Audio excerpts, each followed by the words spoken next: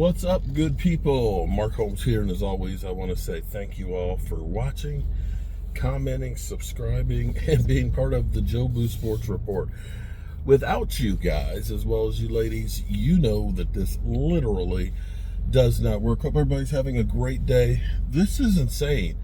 I had to put my truck in the shop, and so I picked up a car rental, and I'm picking up a friend of ours. Some of you may remember some years ago, Michelle, who lives in Australia, and brought me some Vegemite.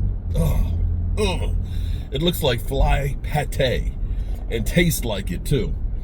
So I'm going back down to the Red Brick House because she's in town. She's basically doing a tour, visiting all of her friends and things that are in America now. So she's flying in from New York, and she's coming here for a couple of days, and I don't know where I know she's going all over the country. I know California, Chicago, who knows where else. I'm just glad that we're on part of the world tour. And so I put down on there that I reserved an SUV, and I was thinking it was gonna be something like a RAV4 or something like that. And when I got to the airport, to the rental desk, I had a lot of people, because I was wearing my Cowboys sweatshirt and stuff, and they're giving me a hard way to go and talking about how dare you show up here wearing some bullshit like that, and just giving me a hard way to go. And one guy said, "Oh yeah, we got a broke down bicycle for you to rent. That's all we got for Cowboy fans." And I said, "Listen, I wear the Cowboys paraphernalia because it's like a red badge of honor." Or excuse me, not actually, there's no honor in it. It's like a red badge, okay? It shows I've been through hell.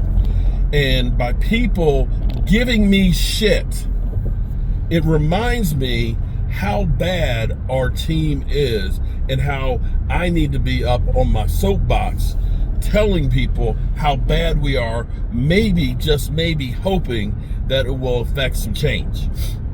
Probably won't, but that's where I look at it. I wear cowboy gear mainly because I just spent all my money on cowboy gear. But anyway, I get to the rental desk, after I'd gone through the gauntlet of all the Washington fans and stuff, and then there was another gentleman, and he was not a Washington fan or an Eagle fan. He was actually a Steeler fan, and he looked young, but he's sitting there talking about, back in the day with Roger Staubach and Terry Bradshaw, and I'm like, "What you know about that, man? You're too young." He's like, "Dude, I'm 66 years old." I'm like, "Oh shit." I'm like, "I don't know what you're doing, but I want to go ahead and get some of that because you look better shape than I do." And he ended up hooking me up.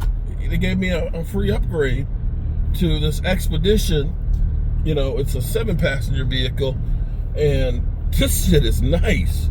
And they must have known that this is for old people, because the backup camera here, that sucker's like a tablet. That sucker's got to be 12 by 9.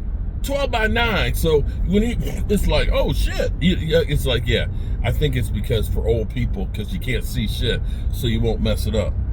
But anyway, be that as it may, I'm headed to the airport to pick up our good buddy Michelle, and I saw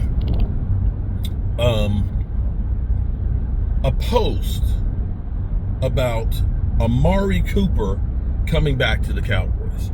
Now keep in mind here, this is the silly season. This is the opportunity where you throw crazy shit on the wall to try and get people to click. And they all know that we as Cowboy fans are thirsty, okay? We are thirsty brothers. We the thirsty brother that's in the club, and it's getting close to closing time, okay? And we ain't dancing with any girls. We thirsty. We desperate for anything right now, okay? So Amari Cooper back to the Cowboys, and going through here and listening to reasons why, of course, because his 4 seasons with the Cowboys, he averaged just shy of 1,000 yards, which sounds really, really good. The Cowboys were actually really good for the most part when he was here, and how he turned the team around that year that we got him in the middle of the season. We literally, if you'll remember, because I always hear about, everybody talks about all of the talent the Cowboys had. Well, we didn't have a whole lot of talent when we brought him in, because we had Cole Beasley, who was still a good wide receiver, but he wasn't number one. We had Terrence Williams, and I can't remember who else. And we couldn't do jack. And we got him from the Raiders in the middle of the season, and we went from a 3-5 team and won the division. First time anybody had started out that bad and won the NFC East. I know at least the NFC East. It might have been any division started out that bad. But literally turned us around. And this is where the Cowboys should take note when you get quality players, how it does help you. Because when they end up getting Brandon Cooks, not that I'm going to say that was like, earth-shattering move, he made the offense better. Dak Prescott was an MVP candidate, and so on. When you brought in Stephon Gilmore, you ended up seeing that even though you didn't have Diggs, that he played well enough that Deron Bland ended up with more pick six than anybody else. And they should understand that bringing in talent, veteran talent, is definitely a must. You're going to get guys that understand the game and are used to it, as opposed to guys that are still wet behind the ears. So you might be thinking, and here's what happens a lot of times when you hear a named player that you've seen in the past. You get excited for the things that you used to see, okay? You're not thinking about Amari Cooper, who was with the Cleveland Browns this year, and then with the Buffalo Bills. You're thinking about Amari Cooper, who was here with Dak Prescott, who basically had the best 4-year span of his career here with Dak Prescott, contrary to popular belief. This year has been awful. This is like pre-Dallas Cowboys when he was with the Raiders. Awful. He's got 547 yards and only like 3 or 4 TD catches. And even going with Josh Allen on a wide receiver needy team that he got traded to, I think in 3 playoff games he had a total of 6 catches. Clearly, this is a guy who's not the same as he once was. And this is a guy who, for whatever reason, has had it comes to a time where he checks out. It happened with the Raiders, that he literally just got tired of playing. He got rejuvenated when he came to the Cowboys and played really, really well until that last year when we had COVID, and basically the Joneses said, we're going to screw you by sending you to Siberia, which is Cleveland. And he's played well, about as well as could be expected in Cleveland, with the lack of quarterbacks there. They did have Joe Flacco, who came in and actually played rather well for him in comparison to what Deshaun Watson wasn't able to do.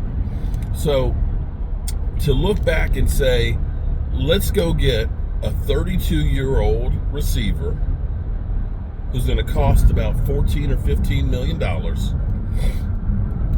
who is past his prime, coming off of his worst year. Sorry, that doesn't make any sense.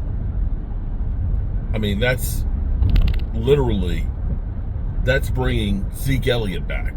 That's about what I would equate that kind of move. I don't see, if you're going to do that, hold on to Brandon Cooks. Seriously.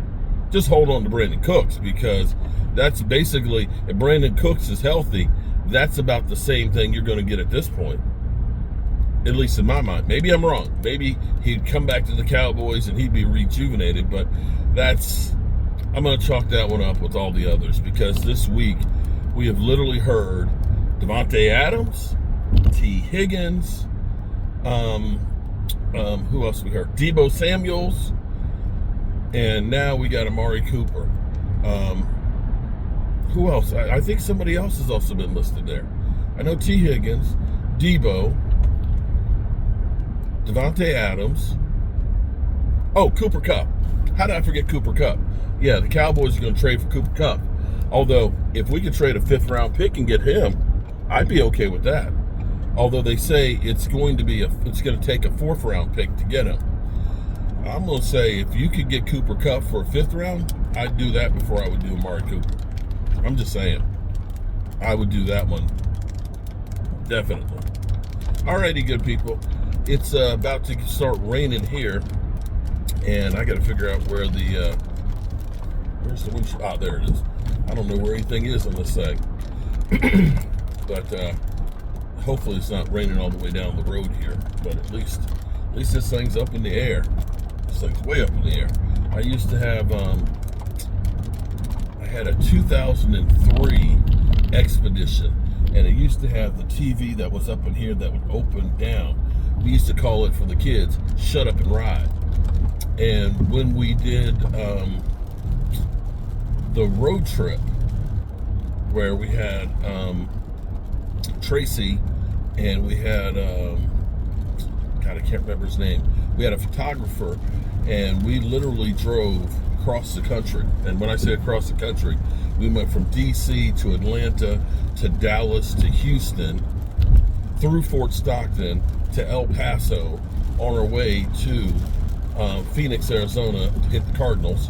And then we drove